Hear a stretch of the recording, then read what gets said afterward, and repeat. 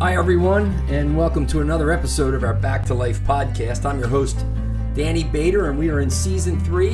And I really like when I meet new people who have a tremendous energy, a tremendous story of creating a fulfilling life after having been very, very resilient with some challenges and struggles in life.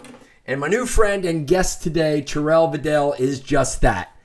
He is a real estate and entertainment entrepreneur from Youngstown, Ohio. He's from immigrant parents with 3 siblings.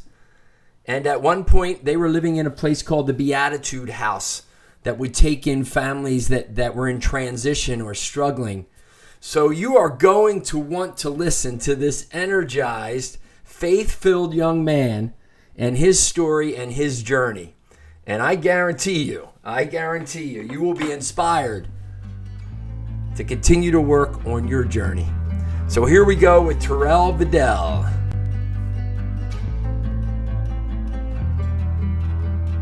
Hi, everybody, and welcome to another episode, season 3 of our Back to Life podcast. You heard in my intro about today's guest, who is now a new friend of mine, and I told you how cool it is to meet people with tremendous energy and great stories, and then they become friends. So we're early in our friendship, and I am looking forward to it for sure. So Terrill, thanks for being with us. Oh, yeah. Thank you so much. It's an honor to be here. And I'm just so excited to be speaking with you. And, I'm really looking forward to what God has for both of us. Right on. I like it. So let me open with this question. How does a young homeless kid with immigrant parents in Youngstown, Ohio, go on to be a hugely successful entertainment and real estate entrepreneur? Now, I know before you answer that question could take our whole 30 or 40 minutes, but just give the folks a little bit of your backstory, growing up and some of the struggle and adversity. Oh, yeah, definitely. Well, I really appreciate the question. And really, I always look at things where faith without works is dead. And I'm very grounded in scripture. And everything that I do is scripturally based. And I truly believe we can't do anything without the Almighty God. I believe that there's something higher. There's a higher calling. So like you said, a homeless kid, immigrant parents, originally from Trinidad and Tobago. And I just had that work ethic. And I think that the thing that sets a lot of people apart is really just a few things. And I think that's what helped me get to where I'm at today. Being from Trinidad, coming over here, single mom, living at the B.E.T house for 3 years. And, I learned that the things that I didn't want for my life. And it didn't take me long, because what happens is a lot of times people make a mistake and then they keep making that same mistake. So in my life, I'm one of those people where I don't drink, I don't smoke, I don't curse, I don't cheat. And the thing is, so I always want to be mentally aware of what's going on in my surroundings. Yeah. So when I was going through those things at an early age, I was mentally aware of the feelings that I felt, and I felt what I knew that I didn't want. Mm-hmm. So a lot of times people go through life and they have these feelings that they don't like, but yet they do it over and over and over again on a weekly basis. And they always wonder, well, how did I end up here? Or how did I get here? And how do I always end up there? So that was the first thing that I learned. And when I reflect back is, what did I do? And I learned that, you just learned something one time. And that one time was enough for me not to do it again.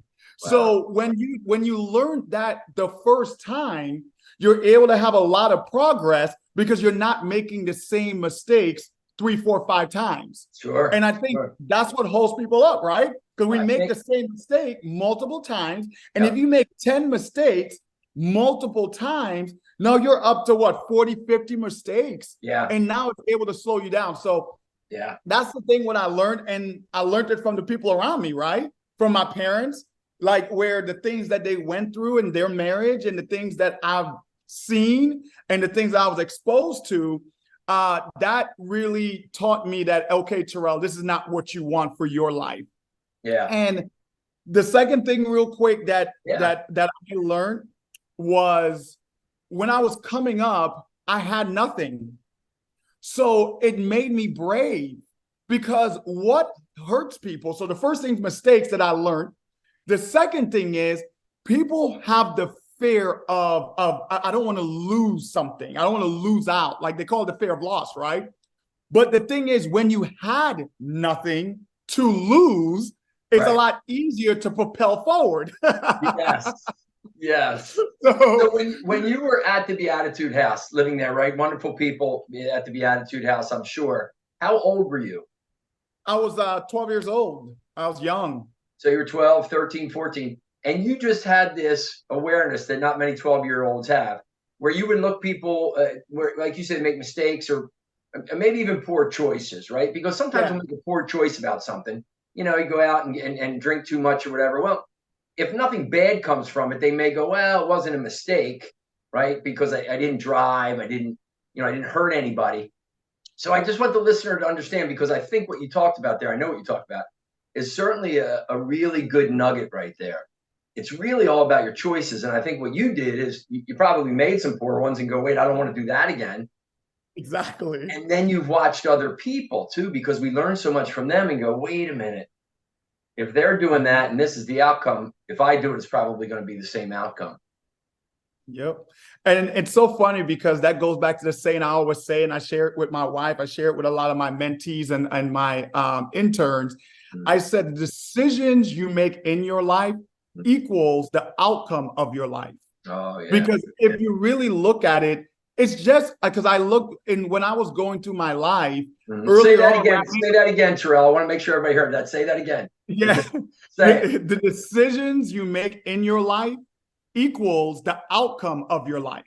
Right on. Because every decision you make is going to have a negative or a positive effect. So I've always looked at it as a snowball effect, right? And it's funny because when people say it rains, it pours, because normally they make a series of poor decisions. Right. And then when I changed that, but yeah, go ahead. Yeah, no, I understand. And this is great. I mean, you and I know when I first met you, we could talk forever, man. But it's so true, you know, and a lot of people, you know, the listeners know, people know close to me, you know, I struggled with alcohol for a long time. You know, I had that accident and then I got married. I didn't know if I want to be married. Did I get married because of the accident? All this stuff. So I was just blaming, right? And, you know, I still enjoy my beer and red wine, and not to the level that I did before. You know, I was drinking vodka and everything else.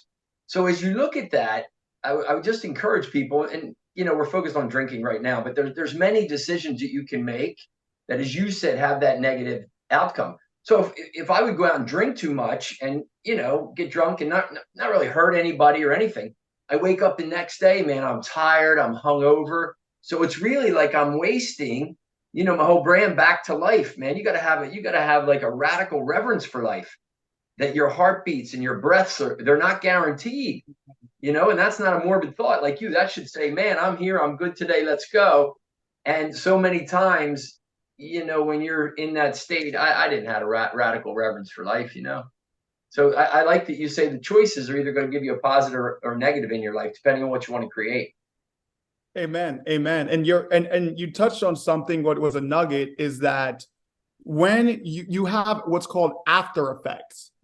So, for example, is that you go to drink, you get drunk, but that can affect you for 2 to 3 days. Sure. So not only did you make that decision to get drunk or whatever have you, but then now you're messing up. So say if you got drunk on Sunday, now Monday you're hungover. That could lead into Tuesday. Now you're on Wednesday, but now you got to make up for Monday and Tuesday's work because you couldn't be productive. So now if you do that over a long period of time, because a lot of people come to me and they said, Terrill, how did you do this so fast?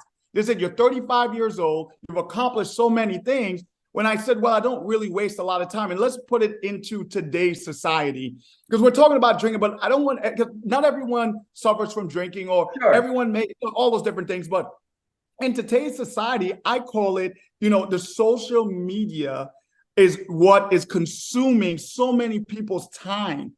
Where at one point it was TV. TV was consuming so much of people's time. And I think a lot of times people don't understand the amount of time that we spend doing those things. That is, I don't want to say counterproductive, but with me, I'm always looking to figure out a way, how can I move myself forward, whether mentally, spiritually, physically. And I'll sit down and watch TV with my wife, and I'm not saying drinking is bad. You want to have a cocktail, go have a cocktail. If you want to watch some TV, you want to get some, that's not bad. But what happens is it's what's called a rabbit hole. Yes. The rabbit hole effect is the issue. Yeah, you start going down that rabbit hole. And that's true too. And I know you're a big proponent of momentum, right?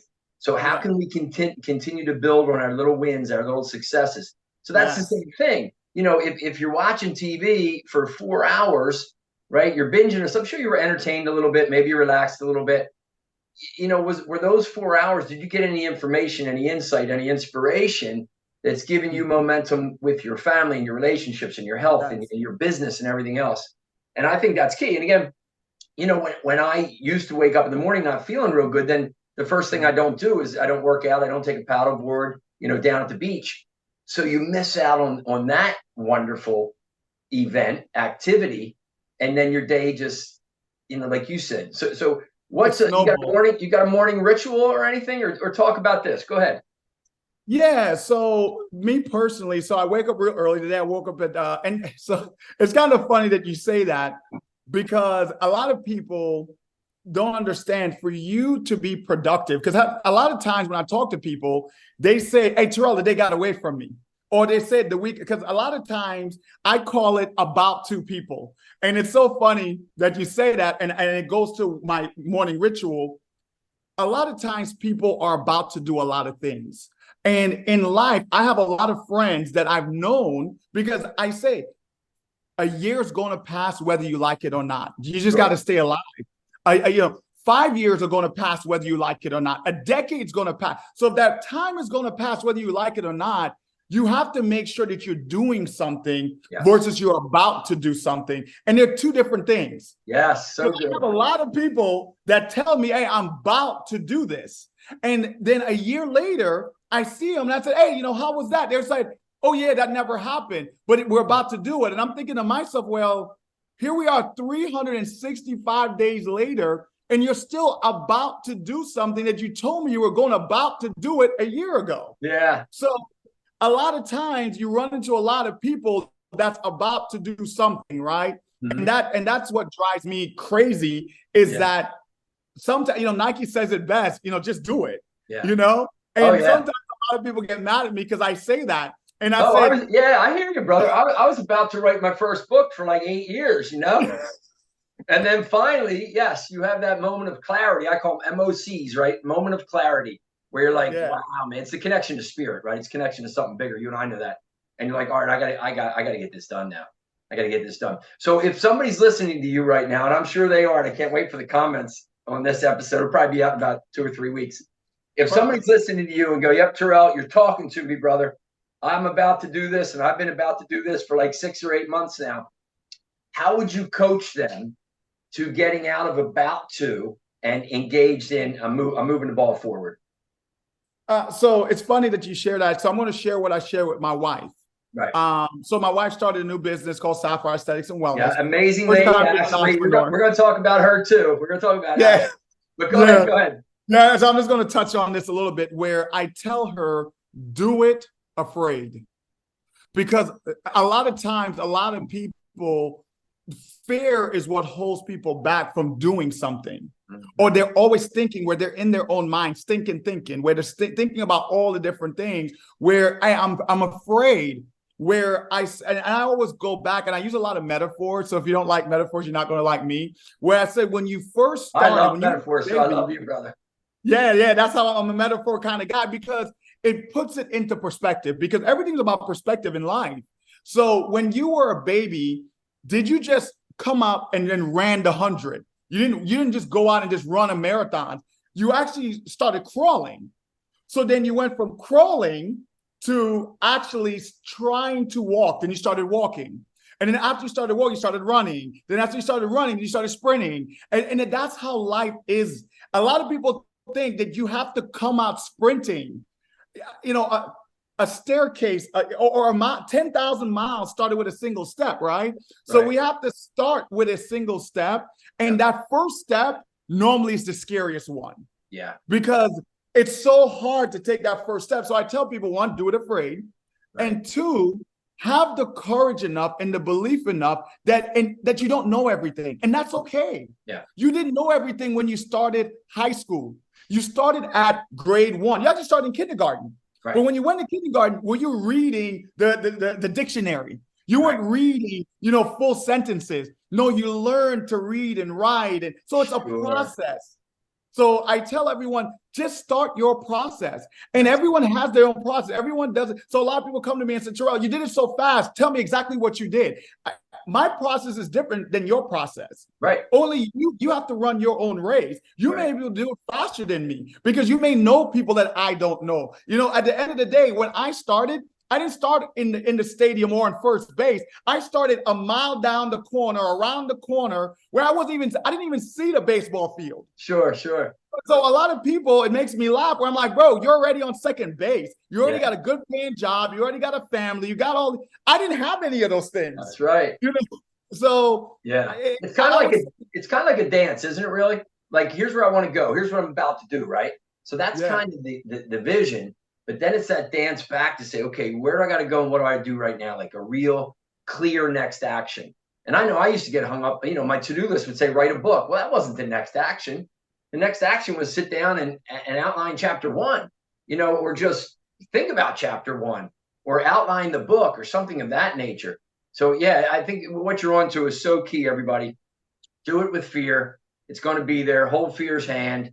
It's okay. And be really clear about the action, because what you're about to do, I love this whole talk.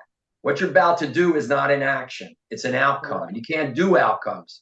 Correct. Right. You can't build a real estate portfolio like you have. You can't build too deep entertainment without just those singles, like you said. What are the action I need to take?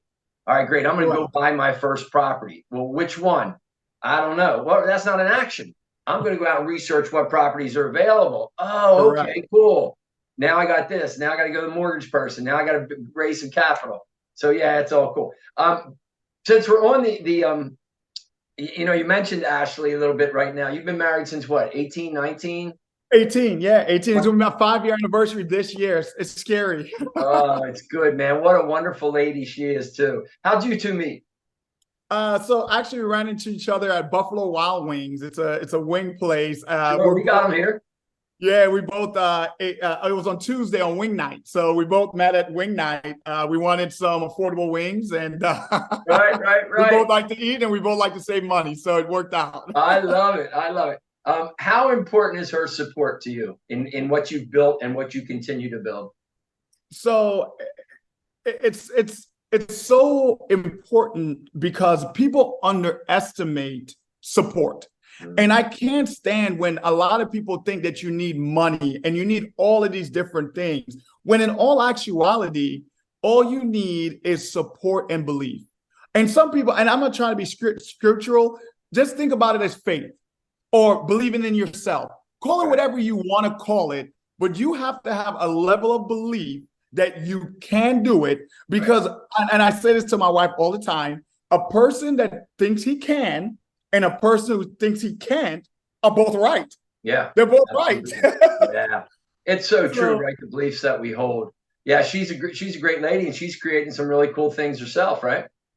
Yeah, absolutely. So when she came into my life, she came into the worst time in my life. So I was down, I was out, I was wanting to start this business and I was starting Too Deep Entertainment and the sacrifice, right? A lot of times people don't understand the amount of sacrifices that it takes to get to where you want to go. So before I was living downtown. I had a nice high rise. I was driving a Range Rover. I was doing all these things, which I thought that I wanted to do at a young age because I was working hard very young. Mm-hmm. And from there, I look at it as God giveth and God taketh away, where I started backsliding from the man who really gave me everything, right? Because what you start thinking is that you start feeling yourself. And that's what I call it, where, hey, I did this. I'm that smart. I did all of these things, when in actuality, I didn't. Right. So when Ashley came into my life, I wasn't who I am today. And I want to say that because a lot of people see me today and they say, oh, Terrill, it's so easy to be with you. Terrill, you make everything you do.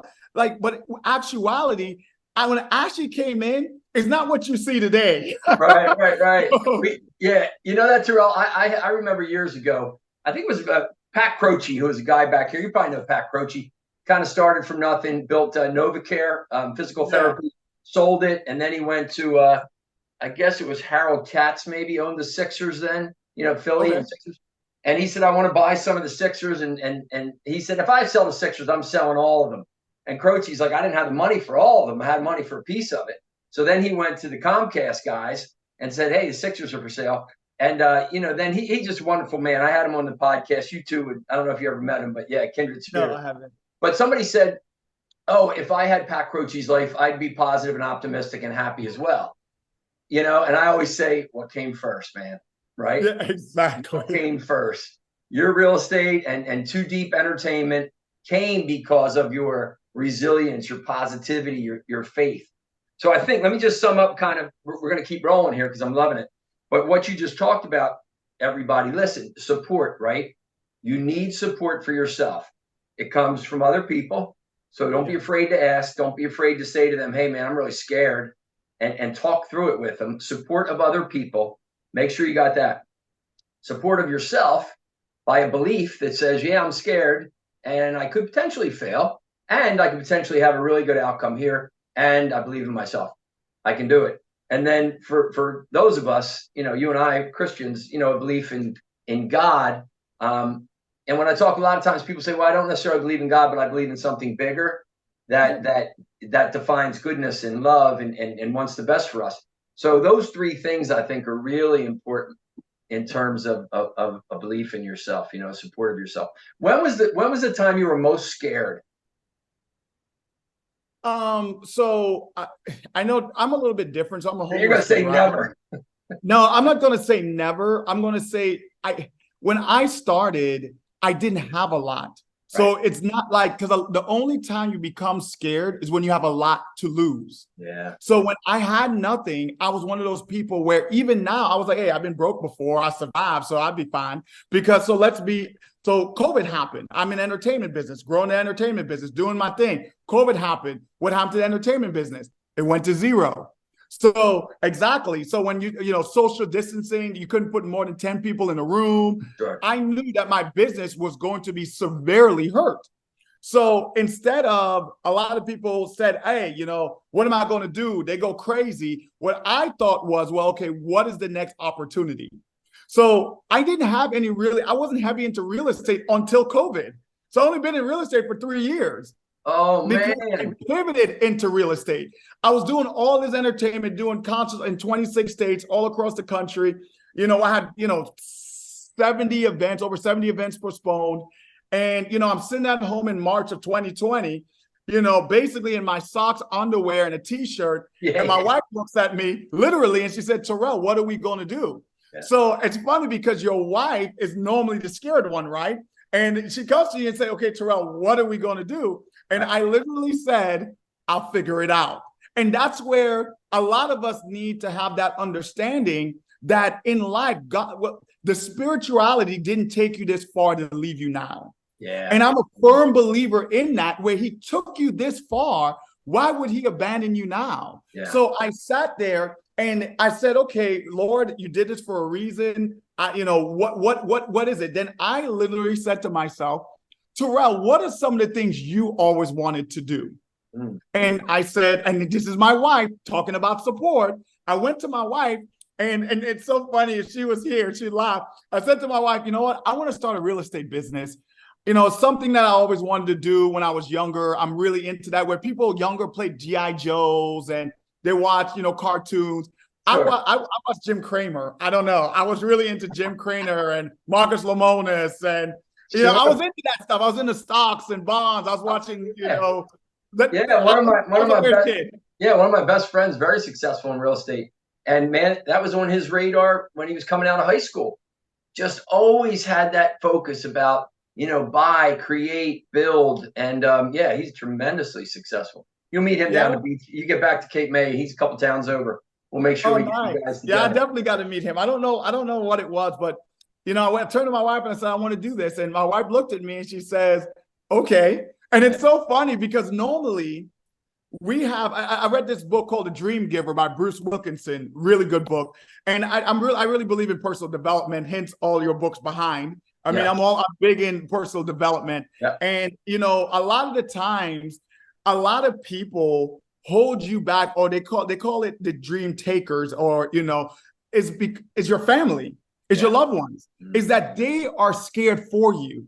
So a lot of times they're the ones holding you back from really getting to where you want to go, because they're so scared, because they don't want you to fail, but they don't have the same vision you have. So a lot of times, and I'm not saying that, get mad at your spouse or whatever have you, but that support of my wife literally is like, okay, Terrill, if you say you could do it, go do it.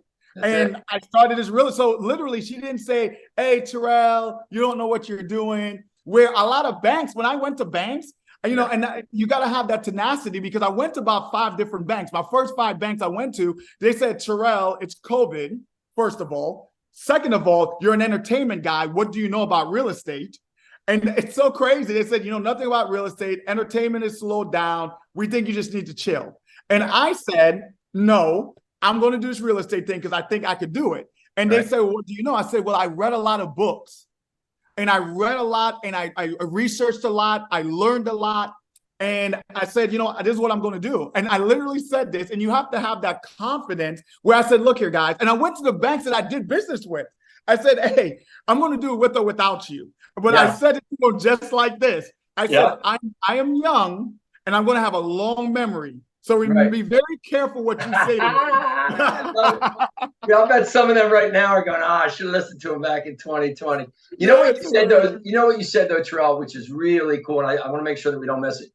When Ashley said to you, Terrill, what are we going to do? You didn't say, I don't know. You said, I'll figure it out. Radically different, right? Some people go, no, the same thing. I don't know is like a void. You're just you're there. I'll figure it out is forward motion.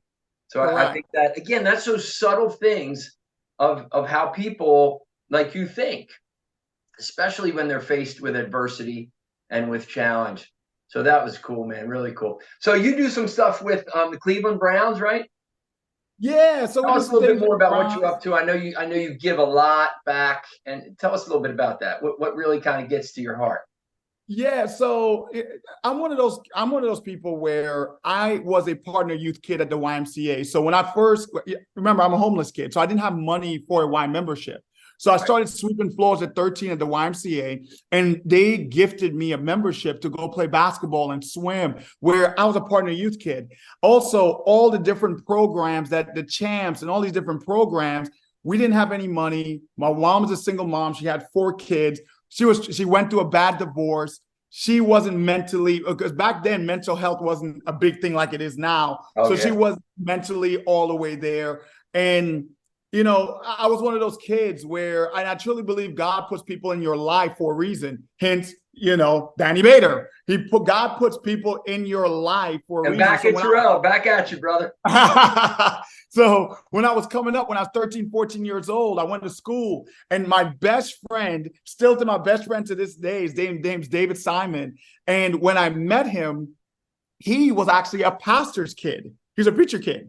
So with me, I was still trying to figure it out, things going. I'm 13 years old at the time. And then, so I met him, and through him, I met his family. And so that's how I got my spirituality, is because when everything was church, I grew up in the church. Wednesday, I was Bible study. Tuesday, Sunday school. I was doing all of those things. And that's what kind of got me to where I'm at, because mentally, I learned having a solid foundation is everything. Mm-hmm. And having a solid support system. And a lot of times you don't need a lot of people. People think that when I first started my entertainment business, I started my entertainment business in Youngstown, Ohio. Everyone said, Terrill, you're crazy. Everyone said, Terrill, why are you starting entertainment? You need to be in LA, Atlanta, Miami, New York. Those are the entertainment spaces. Why are you doing it? It's not going to work. And what I tell people is, and people always laugh at me when I say this, is that if people aren't saying you're crazy, you're doing something wrong. Because you're doing something wrong. Right. Dogs don't bark at parked cars, bro. So if you're going and you're doing things and people are seeing where I said, hey, you know what? I want to build this and I want to do that and I want to do this. If you could, and a lot of people said, Terrill, you're crazy. A lot of people didn't believe that what I was saying. And it's so funny, here we are a decade later, and the same people that said I was crazy now want to be on my team. But they were telling me that it wouldn't work. Yeah. And that's the thing that happens in life, is that you don't need a lot of people. I had my wife, I had God, hence Too Deep. Yes. So Too Deep Entertainment basically comes from footprints in the sand. Yeah. Footprints in the sand is when you see two sets of footprints, is you and God. When you see one set of footprints, that's when God was carrying you. So which means that you're always with God, which means you're always too deep. So that's where Too Deep came from, is that God and you are always together. So when Ashley came into my life at the worst point in my life, I went through a bad breakup. I was engaged once before, went to a bad breakup. I got with her for all the wrong reasons, and also I thought that I'm not going to lie. I thought I made it, which is so dumb, right? I'm 23 years old and I thought I made it. And God give it. I was backsliding. Ashley came in. She was like my guardian angel. And you don't need a lot of support. So I want that to really be known to everyone, is that if you have one or two people, you have more than enough. That's it. Go to them, man. You have more than enough. So, because a lot of people think that you have to have the masses to believe in what you're doing for you to get started, or for you to whatever have you. So from there, when I first started coming up, when you said, hey, what made you scared? I mean, I'm trying to think because remember, I didn't really, you want to know what I was scared about? I was scared to go back to where I used to be. Yeah. That's probably my scariest thing. Yeah. I don't want to go back to where I was at one point in my life. Or you were scared scared to exist there, right? Just to continue going, versus, although for many people, it's comfortable, even if they're not where they want to be, it's comfortable, right? And as soon as we get out of that and our brain starts to go, wait a minute, this is uncomfortable and unfamiliar, then fight or flight shows up and we go, no, I'm just going to stay here. I'm just going to stay here. It ain't that bad. And when in reality, they could be doing a whole lot more. Listen, I want you to tell the story that Sam mentioned when we were together about the guy. I'm just going to let you tell it. The guy who gave the books. I want to. We can end on this story and then wrap up. But tell that story, how this went down. How old were you? Who was the guy? What was it all about? Yeah, so that's so funny. So when I was younger, I was a senior in high school, so I was 17 years old. I graduated at 17 because my birthday is August 25th, so I was later on.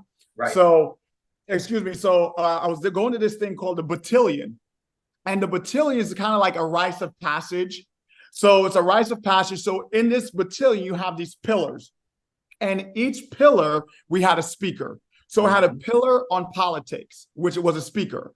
It was a pillar on medicine. So then that was a pillar. Then it had a pillar on entrepreneurship.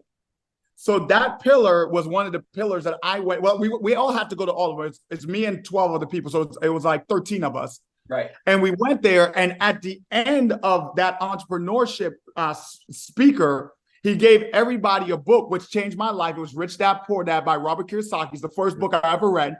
I cliff noted through high school, which is terrible, but I was a cliff note kind of guy, which is terrible. But, I look back at it and wish I would have known more, but, I was young and dumb. So anyways, I read that book. And at the end of that book, it had, he wrote in the back of the book, he said, you came this far. Let's keep going. Here's my number. Give me a call. Right. So I saw it. So literally that back cover of the book, he just wrote his phone number on it and said, you came this far. So he wanted to see who was going to read the whole book and get there. He wanted to see who was going to read. They all probably want his phone number, right? Because he's a successful guy. What's his name? His name is George Ogletree is his name. He's immensely successful. I still talk to him to this day. We hang out all the time.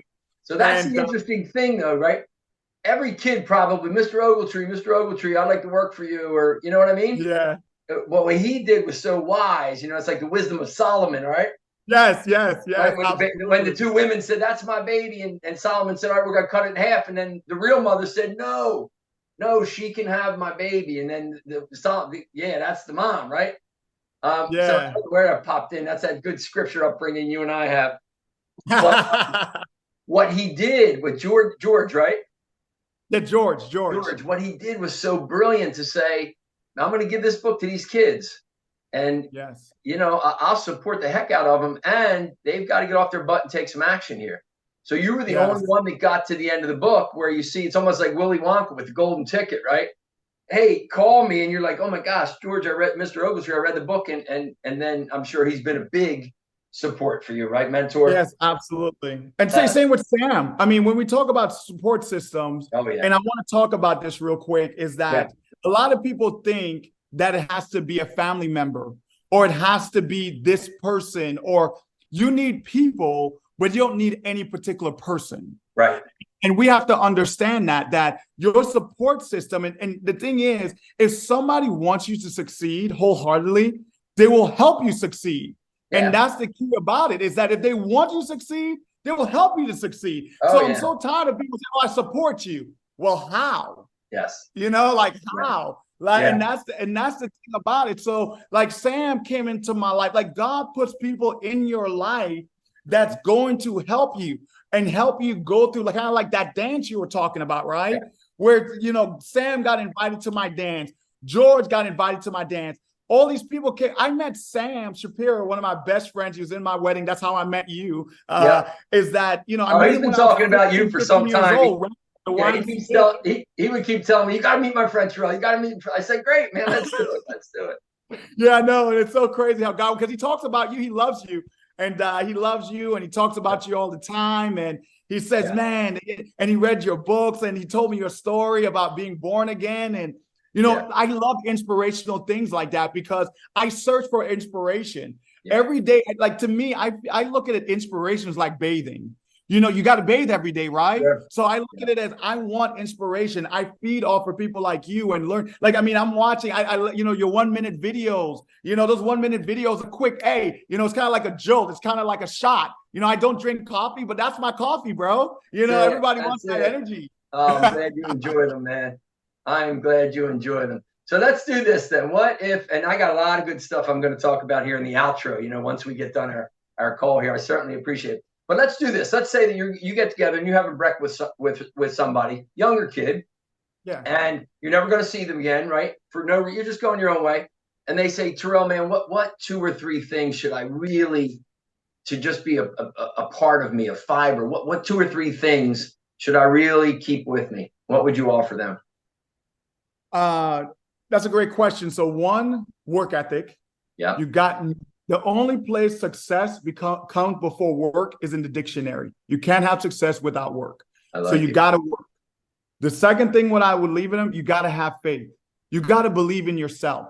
Because if you got to start with self-belief that you can do it and you are worthy, you're worth it. Because a lot of us don't even feel like we're worthy of those things, which we are. God wants that for you. He wants you to prosper. And the third thing, what I leave with them is, it's already done. And you need to walk, talk, feel, act as though it's already done, because attitude is what's going to give you the altitude you need to succeed in life. Mm-hmm. And that's really what hurts people, is that they're so scared to go talk to someone. They're so scared to send that application in. They're so scared. So that attitude that it's already done, where I walk and talk, like people always laugh at me all the time. When I started my business, I started literally in my sister's bedroom. And, I walked and talked as though I had a 10,000 square foot office with 300 employees. And you would have never known. You would have never known that I literally was in a little bedroom with an office. So I would say that those are the 3 things. I think attitude, faith, and work ethic. If you have those 3 things, you're going to accomplish anything you want. I love it, man. I love it. Yeah, absolutely. This is a great podcast.